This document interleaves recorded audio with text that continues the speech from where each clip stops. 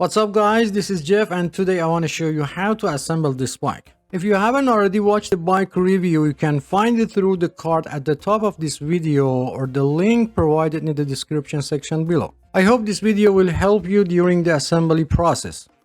Before you start assembling the bike, it's important to note that the bike comes with a 1-year warranty as mentioned in the manual. To use the warranty, you will need to submit the warranty form along the purchase receipt, the bike serial number located under the body, and the bike model. You can find it on the frame. If the bike doesn't come with the manual, you can visit the manufacturer's website to access the required information and fill out the necessary details. To assemble this bike, you will require the following tools: a Phillips screwdriver, preferably in size 2 or medium, wrenches in size 10, 13, and 15 mm, Allen wrench in sizes 4, 5, and 6 mm. If you don't have the specific 10 and 13 mm wrenches, you may utilize an adjustable wrench instead.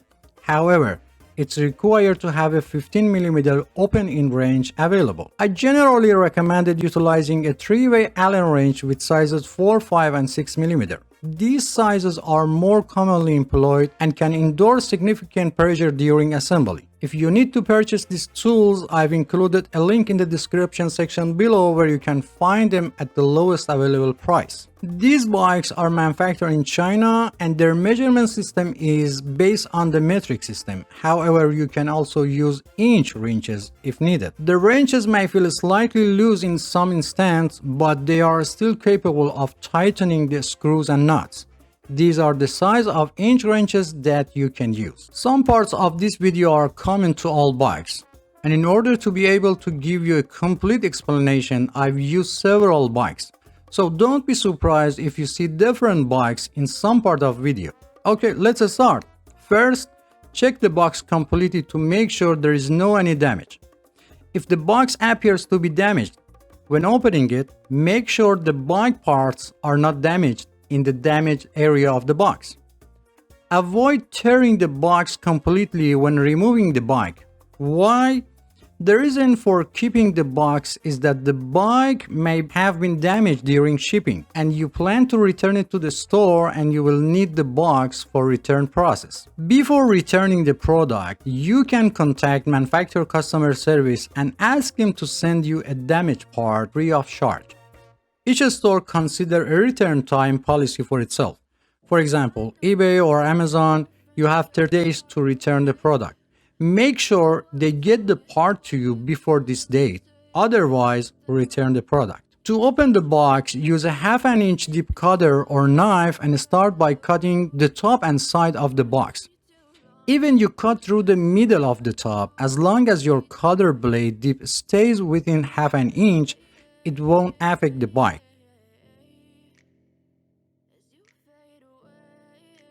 After opening the box, visually inspect the internal components including the wheels, front fork, rear derailleur, and handlebar to make sure they are free of any damage.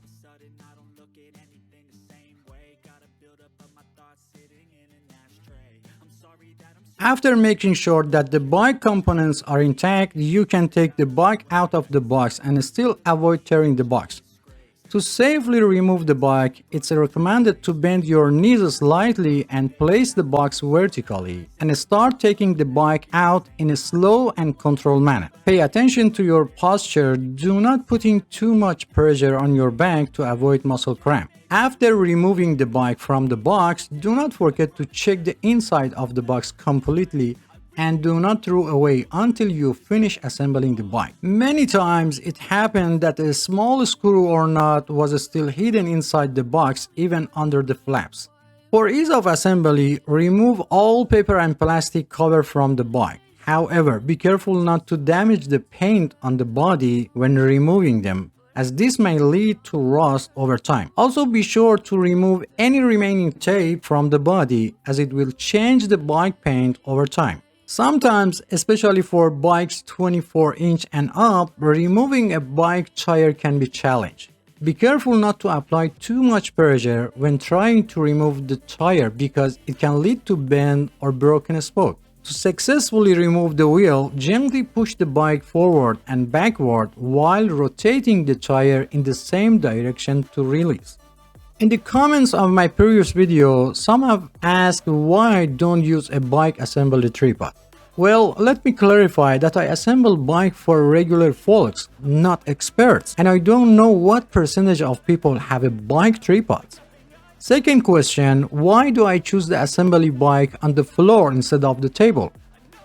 You know, while a smaller bike like 12 or 16 inch may be manageable on the table, but when it comes to the larger bike like a 24 inch and up, it's a whole different story. Attempting to assemble such a bike on the table would be like trying to fit an elephant into the matchbox. Someone else suggested that I should install the bike seat and handlebar first and then turn the bike upside down to install the front wheel.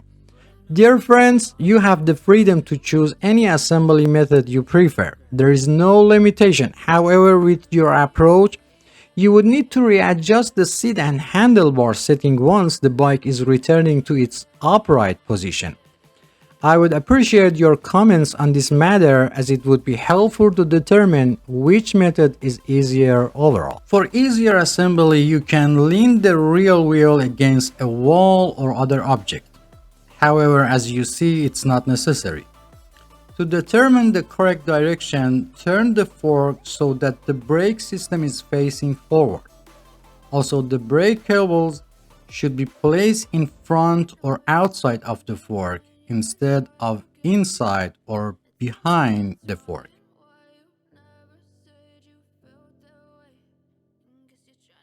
If present, remove the plastic piece from end of the fork.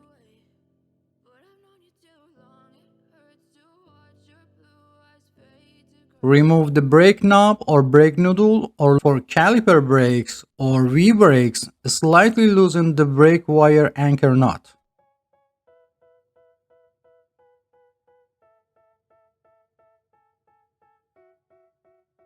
Remove the head nut and wheel retainer from both sides of the axle.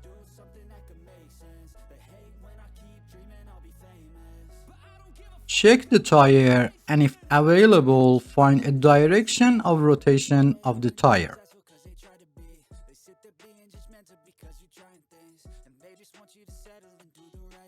Lift the bike frame and place the wheel axle in the fork and then open the kickstand. You will notice that the bike is stable, although it's best to always keep one hand on the bike just to be sure.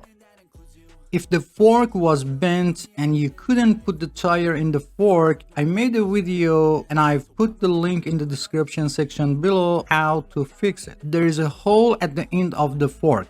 Insert the wheel retainer into the hole and tighten the head nut by hand. In only a few limit models, only washers are used for the wheel retainers. Repeat the same process on the other side.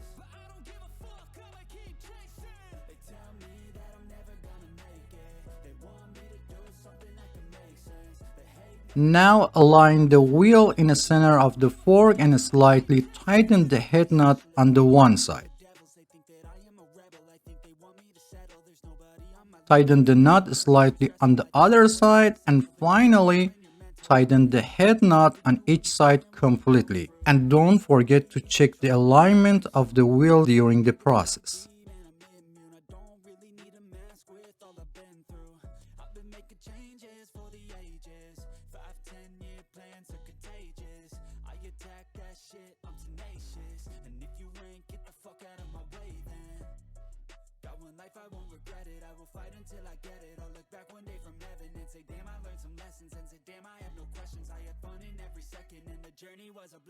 Remove the plastic cover from the end of the steam rope.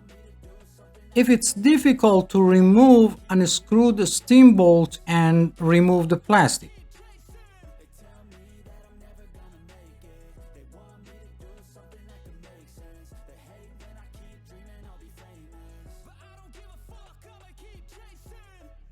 Place your finger on the steam bolt and insert it into the head tube. If it doesn't fit, loosen the steam bolt a little and try it again. In rare cases, the hole may not align properly and prevent the rod from going in place. If this happens, use an iron file to slightly open the head tube.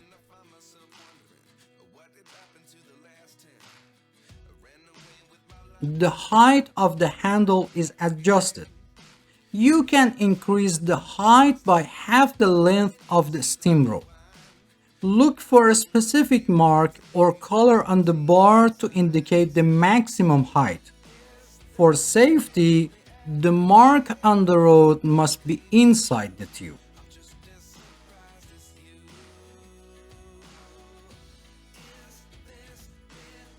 Adjusting gearboxes and understanding gear shifting condition is a comprehensive topic. I've included a link to further information in the description section below.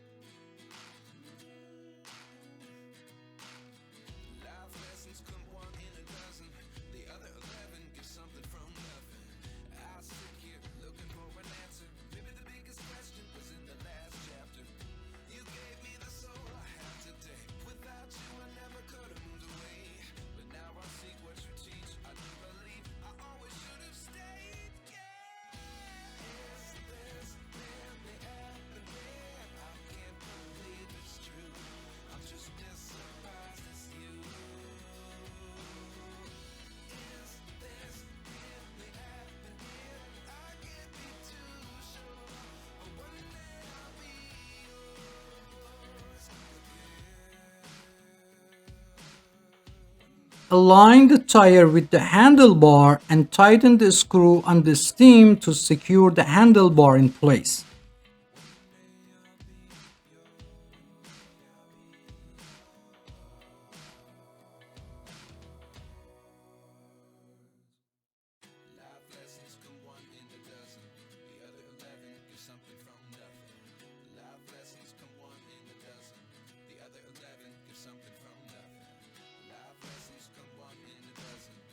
If the reflector is loose, align it horizontally and tighten it with the Phillips screwdriver. However, be careful not to over-tighten the screw because it may cause the reflector to break. If the brake levers are loose, install them in line with the handlebar or at the 20-degree angle downward from the handlebars. Sometimes you hear a cracking sound while tightening the screw. This is normal and don't worry.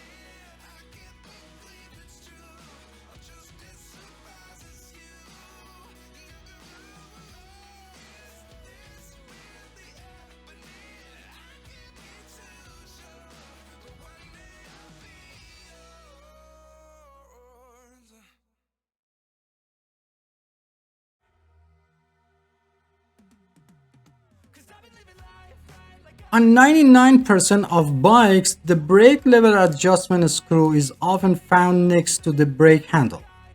You might wonder about purpose. Sometimes people with a smaller hand, especially children, find it difficult to reach and hold the brake handle properly. In such case, you can adjust the screw to reduce the distance between the brake handle and the handlebar grip. If necessary, start by loosening the anchor nut that holds the brake's wire. Then, tighten the screw on the brake handle.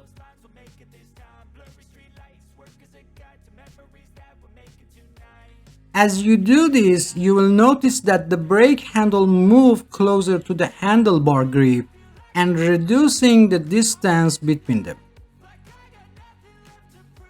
It's important to note that this adjustment doesn't affect the overall performance of the brake system, and you can always revert it back to its original state if desired. Close the adjusting barrel on brake handle completely and make sure that the groove of the adjusting barrel is not aligned with the groove of the brake handle.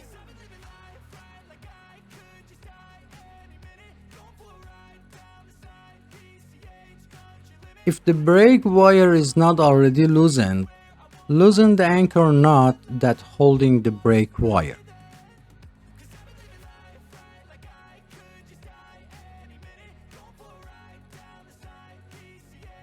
Check that the brake pads are only in contact with the rim when braking.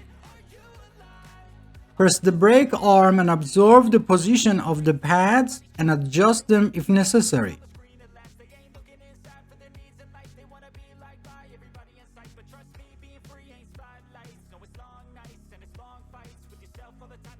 To tighten the brake pads, use your thumbs to hold the pads in place as you're tightening them.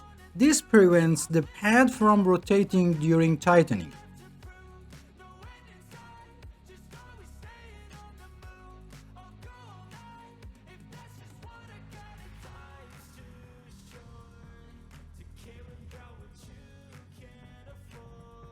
Put the brake knob or brake noodle in place.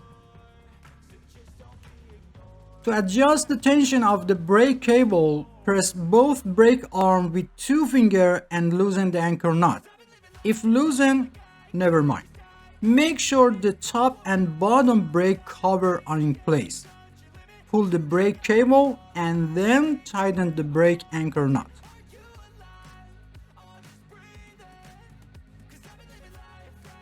If the brake arms don't move together, start by loosening the 2 tension screws until they are completely loose but still hold in place.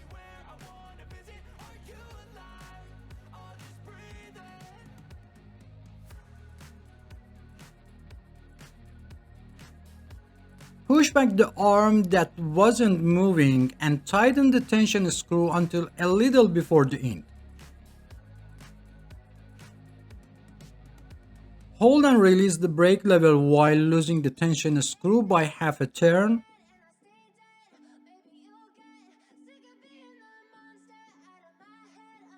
Repeat this process of holding and releasing the brake and loosen the tension screw until both arms move together. Finally, when both arms move together, slightly tighten the tension screw on both sides to make sure it stays in place and won't come off. Test the brake by moving the front wheel and pressing the brake lever to make sure the brakes are set correctly. If the rim is warped or bent, I made a video on how to fix it and I've put the link in the description section below. Ideally, the distance between the brake lever and a grip should not be less than half a full size.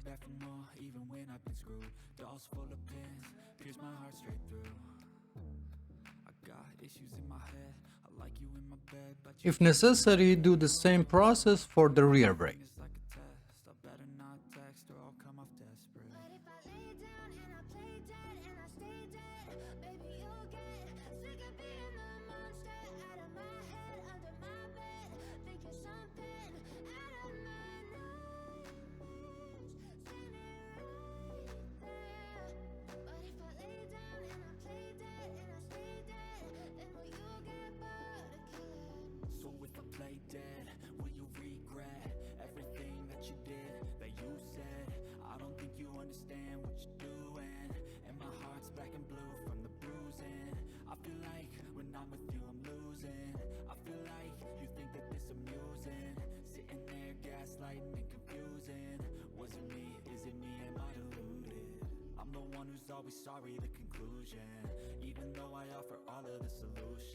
To install the pedals, find the right side of the pedal by checking the letters R or L labeled on the pedals.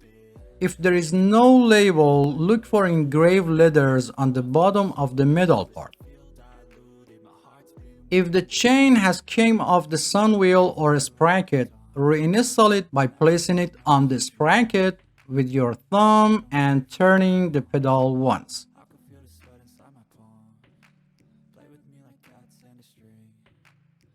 Install the pedal by hand only, without touching the threads and without using tools. Be careful to install the pedal vertically on the crank arm to avoid damage to the pedal and crank threads.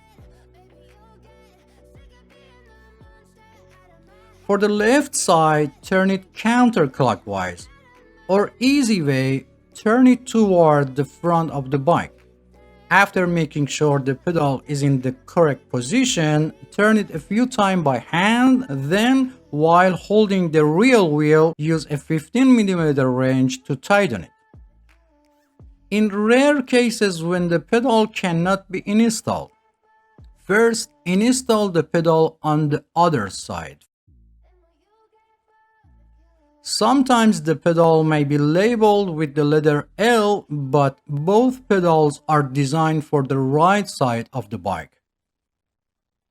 If it's not installed on the opposite side, go back and install the pedal from the inside of the crank arm in the opposite direction to the rear of the bike. This is done when the pedal or crank thread is damaged, and reversing the installation direction will help rebuild the thread pads for proper installation.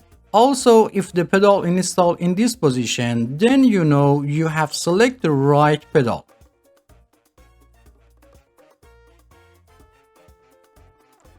After installing the pedal for one side, repeat the same process for opposite side and make sure that the direction of rotation of the pedal is clockwise or toward the front of the bike.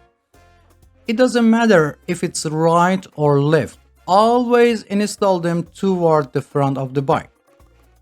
If your wrench gets stuck after tightening the pedal, to remove, push the wrench toward the outside of the crank arm and release it at the same time.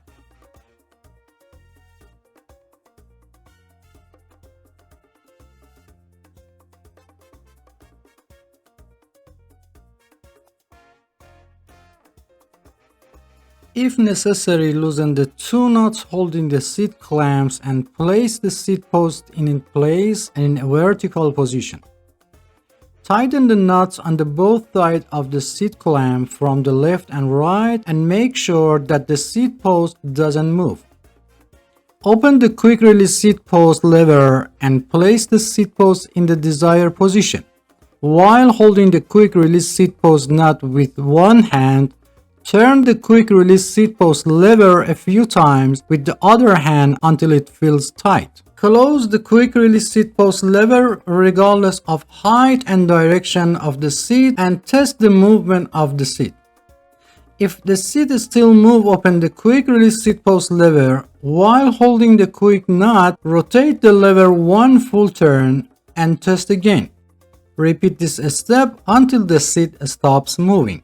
After the seat is secure, open the quick release seat post lever and adjust the height and direction of the seat and close the quick release seat post lever. If the seat continues to move after locking, you may need to tighten the seat clamp nuts. Also, if the seat angle needs to be adjusted, loosen the seat clamp nuts a little, change the seat angle and tighten the nuts again. The height of the seat can be adjusted according to the two age group of people under 18 years old and people over 18 years old. It's important to keep in mind that the body continues to grow until about 18 to 25 of age and then growth slows down. For children under 14, it's recommended to buy a slightly larger bike to accommodate their future growth and choose the right size for people over 18 years old. It should be noted that the age alone is not a determining factor and body size and proportion are more important.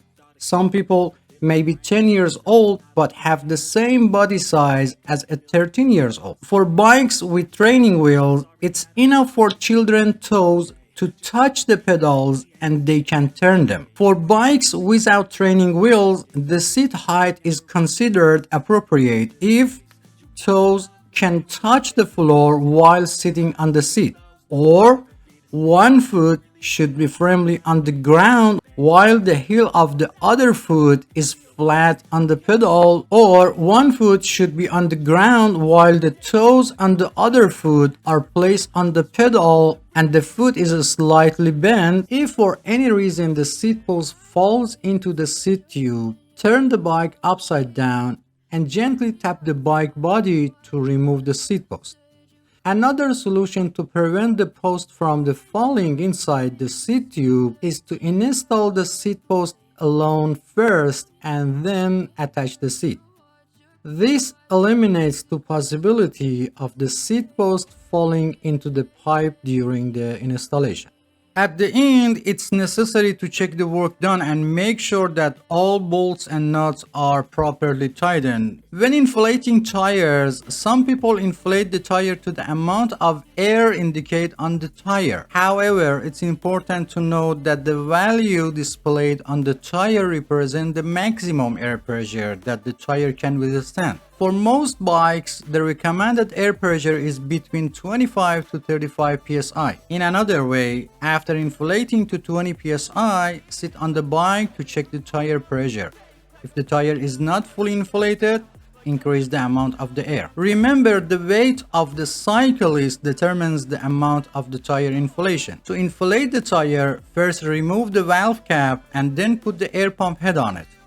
Sometimes this is difficult because by pressing the tube valve, the valve goes inside. If the tire is slightly inflated, first deflate it completely. Press your thumb on the back of the valve and place the air pump head on it. Inflate the tire halfway and make sure the tire is still on the rim. If part of tire pops out, release some air pressure, put the pops out area back inside the rim and reinflate it again.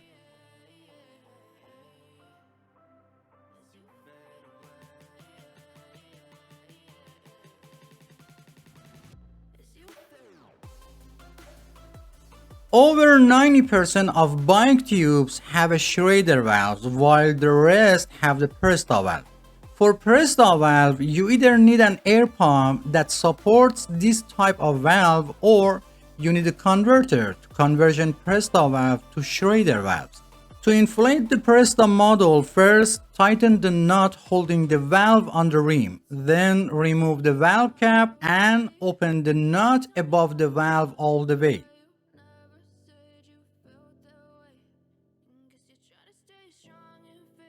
Install the converter on it and inflate it like Schrader valve.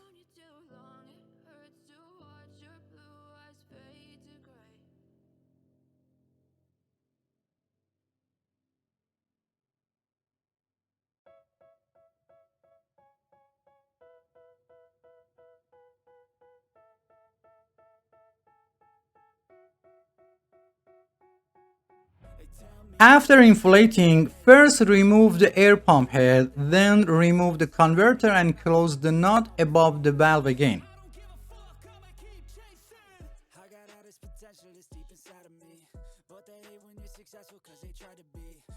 And finally, put the cap on the valve. If the nut holding the valve on the rim is loose, tighten it again. And finally, it's very important to teach children how to use brakes before riding a bike. Many accidents of children with trees or walls happen because they are not familiar with the braking system. So spend at least 10 minutes and teach them, and don't forget the helmet.